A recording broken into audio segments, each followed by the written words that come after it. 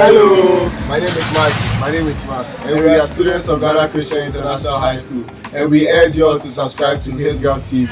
Link in bio. Hello there. You are welcome once again to His Girl TV.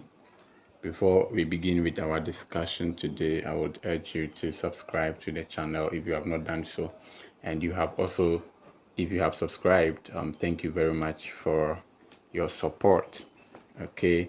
If you are experiencing any blur on your screen, kindly tap on it and click on this round button at the top of your screen, either or device, and change the video resolution to a higher or quality one, and you would get a clear view of the text.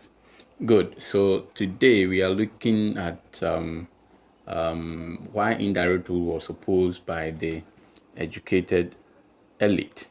All right, we are still on the colonial policy of indirect rule in Ghana, and in our previous video, in case you have not watched that, I would include a link in the description with the title RPK, the relevant previous knowledge. Click on that link and watch the video or the previous lesson so that you can be able to understand the issues going to be raised here.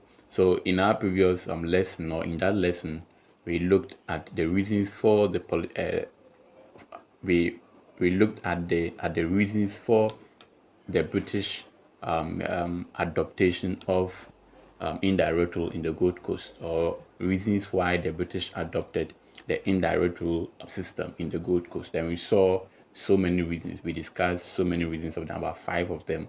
We said lack of personnel, language barrier, existence of political an effective political system already, and so many things. And so we are going to build on that to this topic. So today we are looking at why indirect rule was opposed by the educated elite. Bear in mind that not all the people in the Gold Coast in Ghana today accepted the indirect rule system. The educated elite opposed the indirect rule system. They did not like the indirect rule system. They wanted the British to do away with the indirect rule system. And today in our lesson, we are going to look at why the educated elite were in opposition to the indirect rule system. Why did they not like the indirect rule system? Why did they put pressure or mount pressure on the British to adopt the indirect rule system? We are going to look at the reasons by the end of this discussion. Good. So let's go in there and look at our lesson objectives for today. So our lesson objectives for today is quite simple. By the end of this lesson, we should be able to examine the reasons for the rejection of indirect rule by the educated elite in the Gold Coast. And so the question that somebody would ask is that who were the educated elite in the society? You recall that during the videos or our lessons on the constitutional developments in the Gold Coast from 1916 onwards to 1951, you realize that we were making reference to the educated elite. Also, if you have watched our videos on our lessons on the nationalist groups, the Aborigines Right Protection Society, the NCBWA, the National Congress of British West Africa, and the likes, you recall that there were so many issues regarding the educated elite and the chiefs.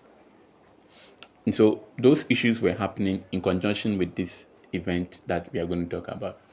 So the educated elite were simple people who had been to school. In those days, people who had formal education were what we refer to as the educated elite. So you should even go and watch all those videos, especially the constitutional developments, and also the formation of the Aborigines Rights Protection Society, the NCBWA, and other nationalist movements that you should go and watch. All of them, I have the videos there so that they can help you to understand all of that, because it was these issues that energized them to form all the various nationalist groups or organizations that they formed. So let's go straight to the point. Now we know who the educated elite were. Let's go and look at some of the reasons why the educated elite were in opposition to the indirect rule system. So one was that the indirect rule system excluded the educated elite. They were excluded in colonial administration, in colonial government system. You recall that the indirect rule, under the indirect rule policy, the British were going to rule the people through their chiefs, which then means that the educated elite were going to be excluded from the political administration, right? Because the British are going to deal directly with the chiefs. So in that sense, it means that the chiefs are going to represent the people. Do you understand?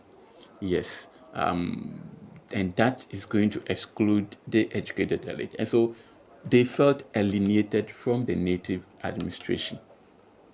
Now, for example, most of the members of the Aborigines Rights Protection Society, the ARPS, and the National Congress of British West Africa, the NCBWA, they expressed strong opposition to the policy on the grounds that the colonial administration were in favor of the chiefs to the neglect of the educated elite.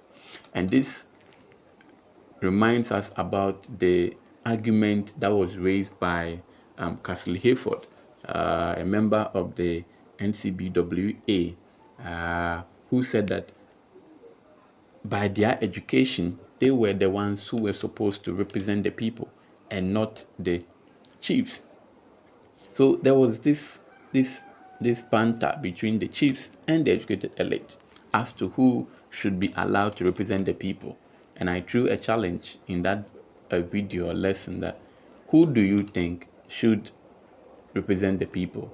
Is it the chiefs or the educated elite? Okay. Now bear in mind that some of these chiefs had also not been to school. Okay. And so to the educated elite over here, they wanted to be part of colonial administration. Simple as that. That is all that they wanted, to be part of colonial administration. You will recall that in 1925 Constitution, the Gettysburg Constitution, which I also have the video here, you can check it out.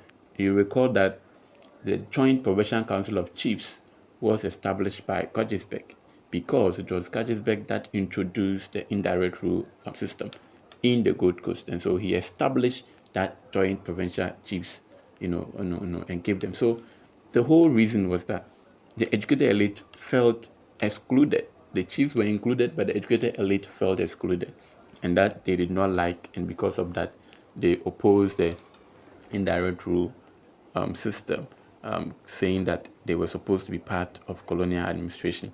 Now, again, they also argued that the indirect rule system was going to retard constitutional development in the colony. These educated elite had been to school. They have had a formal education or Western education, and so they, at this time, don't forget, at this period too, the chiefs were still powerful. The traditional political system was still in place, but they, looking at where the British, or sensing the activities, the colonial activities of the British, they felt that no, there should be a constitution. That is what we call proper governance system. Proper governance system, I don't want to use the word proper governance system, but I may want to use proper a proper European governance system, because if I use proper governance system, it means that the traditional political system was not proper, which I doubt. So they wanted to see an European type of political system adopted in the Gold Coast. Yes, and that political system, especially in the US, boils down to what? Constitution. Okay, so they wanted to see constitutional development, the introduction of a constitution in the colony, and they felt that the indirect rule was only going to slow down that development. So you could recall that in the constitutional developments that were being made from 1916, the Clifford Constitution, to the Gettysburg, to the Alabama Constitution, you saw that in all the constitutions, the educated elite were also, opposing certain clauses in the Constitution because they saw them as what? Undemocratic. And so it felt that it would gravely affect what the political changes that could have taken place, at that time. So they felt that we want to see a constitution in place, but this indirect rule system is only going to slow down the constitutional development of the country. And so they opposed that as well. Let's take a look at more. Now, the traditional rulers also became autocratic, and this was also one of the reasons why the educated elite also opposed the indirect rule system. So the policy encouraged the chiefs to be autocratic because of the powers vested in them under the policy of indirect rule. No chief, for instance, no chief could be distilled without the express consent of the colonial administration. So you see here why in our previous video I said that yes, even though they did well by preserving the traditional political system, unlike the French colonies, but they destroyed it, later on. Even though the chiefs were there, they were maintained, but they became more or less like stooges. You see, and under the indirect rule system, no chief could be distilled without the consent of the colonial administration. It therefore means that now power has been taken away from the people, the subject of the chief, and is now in the hands of the colonial administration. So it was the prerogative of the colonial administration to keep Chief A or Chief B in power. So the reason why some of these chiefs became autocratic is mainly because they were acting upon the demands of the British or of the colonial masters. Because traditionally, when you look at the traditional political institution, African chiefs, were not supposed to be autocratic, because you could be distilled by your people if you tend to be autocratic.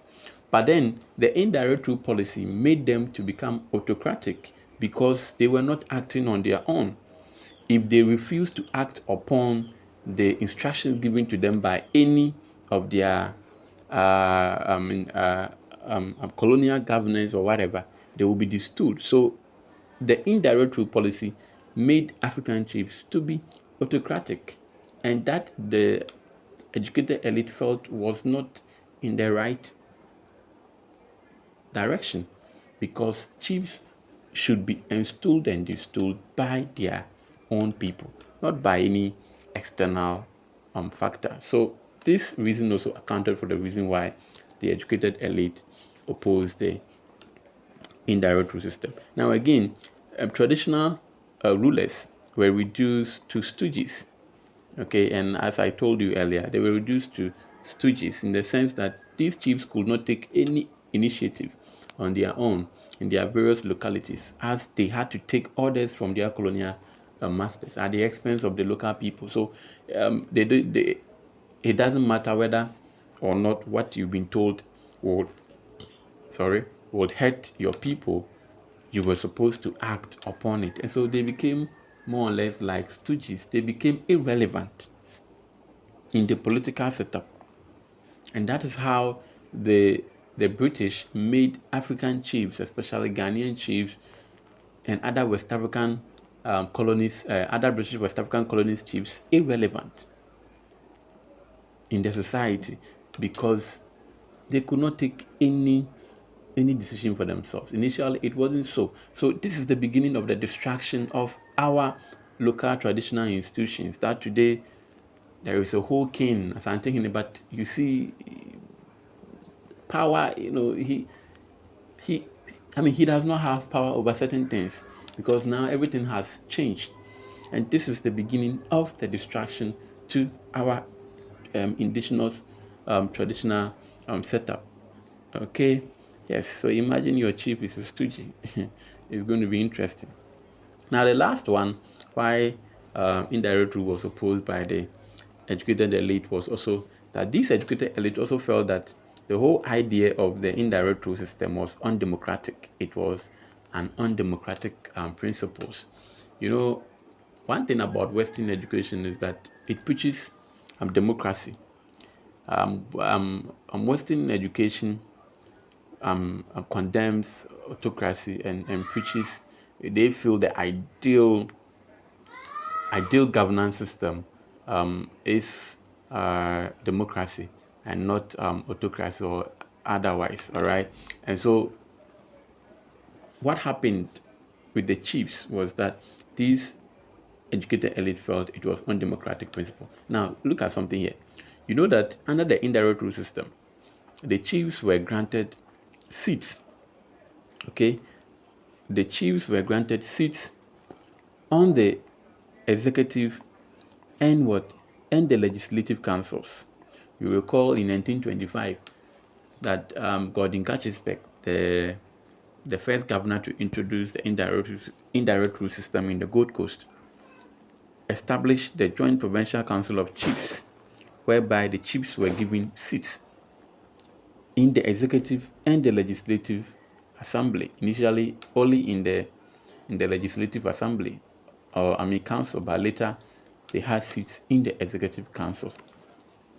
And to the educated elite, that was an undemocratic principle, because if you give chiefs seats in the legislative council, it means that they represent the people. But the educated elite also argue that chieftaincy in Africa, okay, the institution is based on hereditary. So your father is a chief, when he dies, he can become a chief. If your mother is a queen, when he dies, he can become a queen. So it is a hereditary position.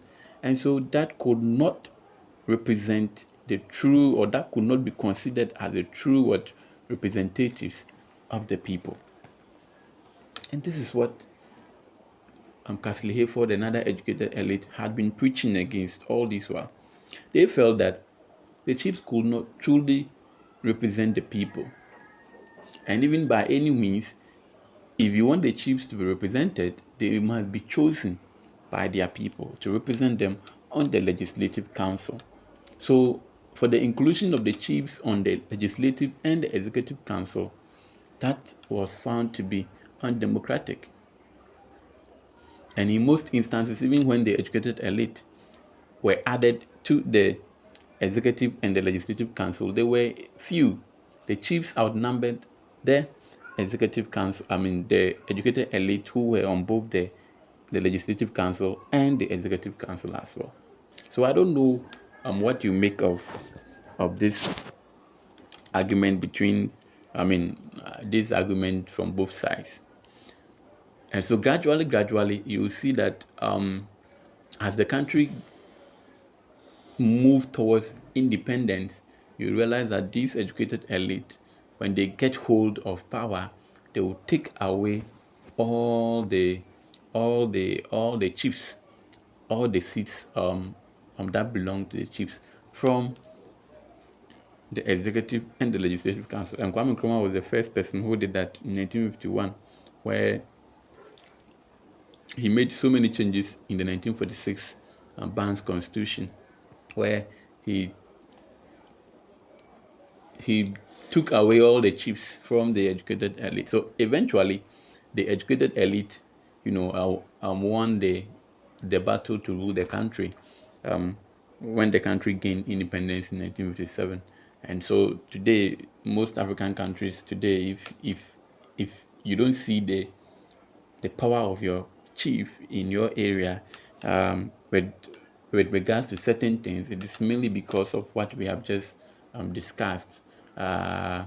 about, okay, and how you have seen how the chiefs were reduced to nothing, were reduced to the mockery of their subjects.